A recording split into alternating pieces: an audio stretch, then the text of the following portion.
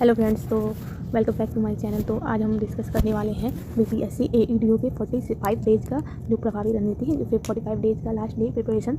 और हम तभी जानते हैं कि 15 अप्रैल से यह एग्ज़ाम स्टार्ट होने वाला है, तो इसकी सही जानकारी होना, सही रणनीति होना हमारे पास बहुत इंपॉर्टेंट है। तो हम फिर से रोजाना के लिए एक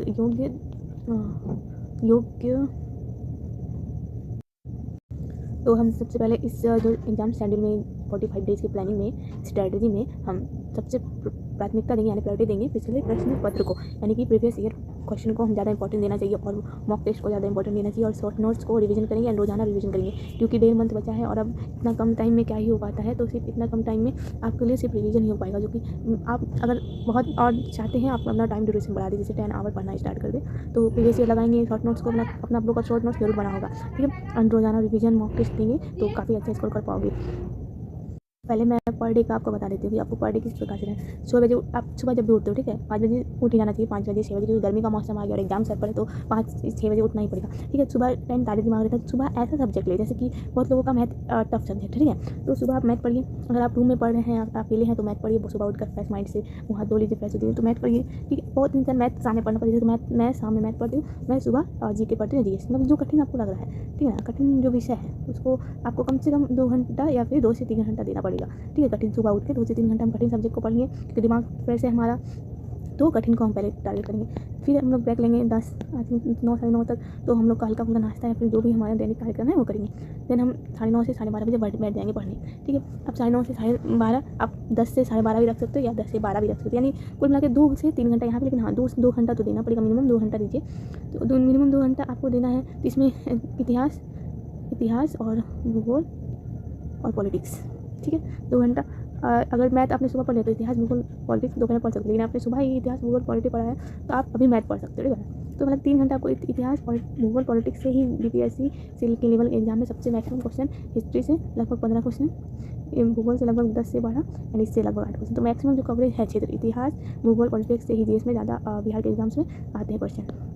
फिर दोपहर से 12 साढ़े 12 से 2 तो आराम लंच, ये तो सभी को होता है। फिर हम फाइनली 2 बजे से 4 बजे तक बैठेंगे, ठीक है, 2 बजे से 4 बजे तक बैठेंगे 2 घंटा। और 2 घंटा में बिहार जी के पढ़ेंगे। बिहार जी के और बिहार के एग्जाम से बहुत इंपॉर्टेंट है पढ़ना, तो हम बिहार जी के 2 घंटा पढ़ लेंगे, ठीक है। बिहार जी के शाम में बहुत ही अच्छा ये शेड्यूल है एंड आप लोग देख सकते हो।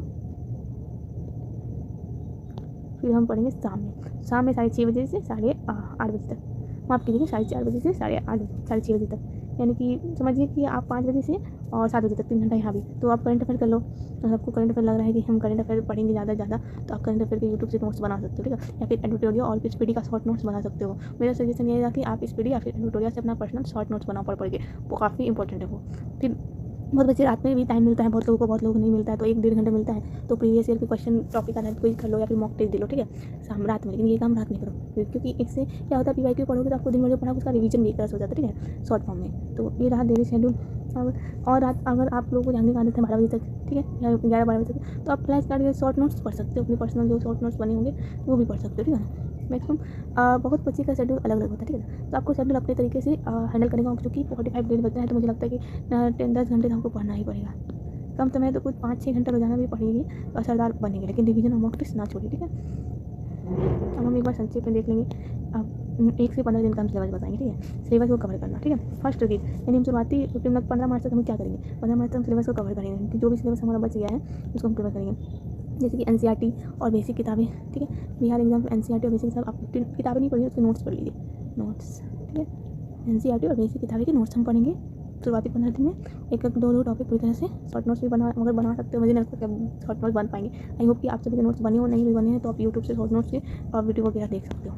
फिर हर 3 दिन पर एक छोटा क्यूरेटिव टेस्ट प्रीव्यू मैंने बोला कि मॉक टेस्ट जरूर दें, ठीक है। मॉक टेस्ट बहुत इंपॉर्टेंट है, क्योंकि मैंने खुद भी रियलाइज किया, पढ़ते रहिएगा, लेकिन उस क्वेश्चन को रिवीजन या फिर मॉक टेस्ट नहीं दिया तो आपको नहीं एहसास होगा कि आप वाकई में आपको दिमाग में कुछ घुस भी रहा है या नहीं, ठीक है। तो मैंने जब पढ़े मॉक टेस्ट देना शुरू किया तो बहुत अच्छा फील होता है कि हाँ ये क्वेश्चन मैंने गलत किया, वो दिमाग में बैठ जाता है। कुछ क्वेश्चन में डाउट भी तो वो भी क्लियर होता है, तो मॉक टेस्ट का बहुत ही अपना अलग फायदा है। तो करंट अफेयर एक पेज का शॉर्ट नोट बनाए, अगर चाहते हो बना पाओगे, ज़्यादा टाइम है, 12 घंटे पढ़ रहे हो, 10 से 12 घंटे तो मेहनत कर रहे हो तो बना सकते हो, बिल्कुल बना सकते हो। फिर टारगेट 70-75% सिलेबस हम कवर कर लेंगे 15 दिन में, हो जाएगा, आराम से हो जाएगा। अगर आप 15 दिन 10 घंटे के हिसाब से पढ़ोगे तो आपका मोटा मोटी आपका 70% तो सिलेबस कंप्लीट हो ही जाएगा, ठीक है। फिर हम अगला जो 15 मार्च 16 मार्च से 30 मार्च को क्या करेंगे, तो 16 मार्च से 30 मार्च को क्या करेंगे, तो गहराई से PYQ यानी कि PYQ पढ़ेंगे। बहुत बच्चे PYQ में बुक्स नहीं पता है, तो घटना चक्र मेरे ख्याल से BPSC है तो घटना चक्र PYQ बेस्ट है।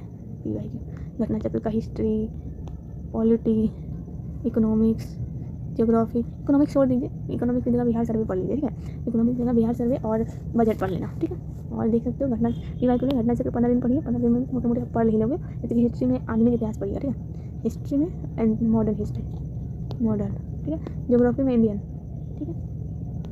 अब आगे पढ़ते हैं। जो आपका कठिन टॉपिक है, ठीक है, कठिन टॉपिक है तो उसको नोट कीजिए और उसके वीडियोज़ वगैरह ज़्यादा देखिए, थोड़ा उस टॉपिक को ईजी कर, ठीक है। अब हर हफ्ते में पूरा सेक्शन टेस्ट और जरूर करें, मॉक टेस्ट पूरा सेक्शन का आप मॉक टेस्ट परचेज कर सकते हो।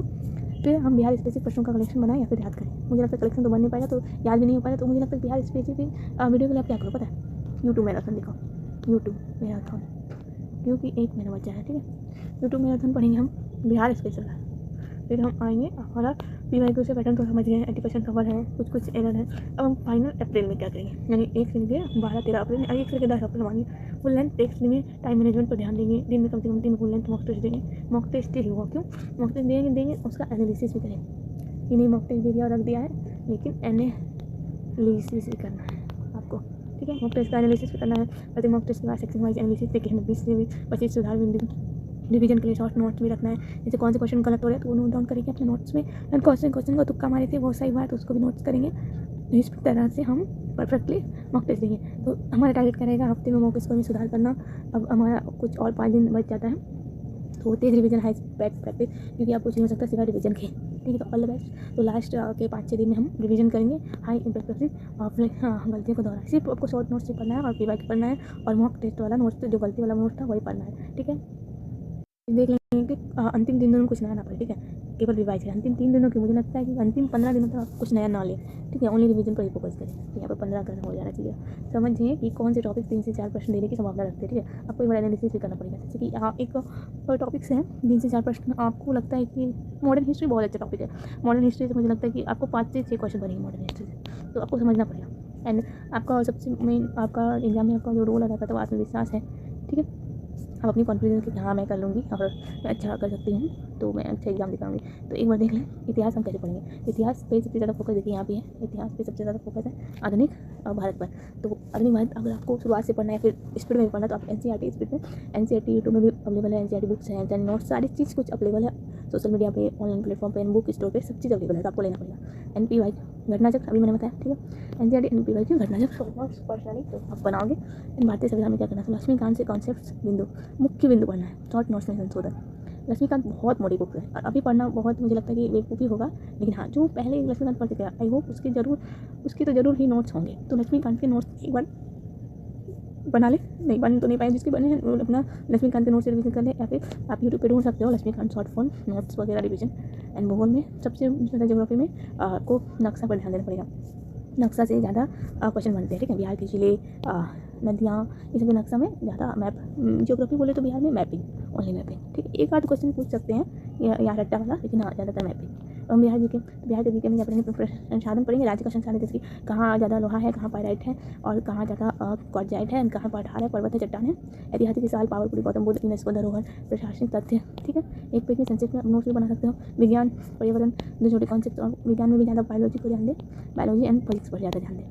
रीजनिंग और मैथ, अब हम क्या करेंगे, रोज़ कम से कम 30 से 40 प्रश्न तो करेंगे ही करेंगे। रीजनिंग और मैथ के लिए आप डेली आई थिंक 40%, तो आप जरूर 40 क्वेश्चन डेली अटेम्प्ट करो। मैं कहूँगी 50 क्वेश्चन डेली प्रैक्टिस करो, क्योंकि मैथ प्रैक्टिस से ही होता है, प्रैक्टिस मेक यू परफेक्ट। तो कल पर पिछले 12 मंथ का हम एक बार पढ़ लेंगे, मैराथन या फिर स्पीडी या फिर एडिटोरियल आप कर सकते हो। और एडिटोरियल और स्पीडी पूरा नए हो नहीं पढ़ा है कभी पहले 2-3 महीने पहले, तो आप मेरे ख्याल से कि एक बार मैराथन देख लो 2-3 दिन लगातार अच्छे से हो जाएगा।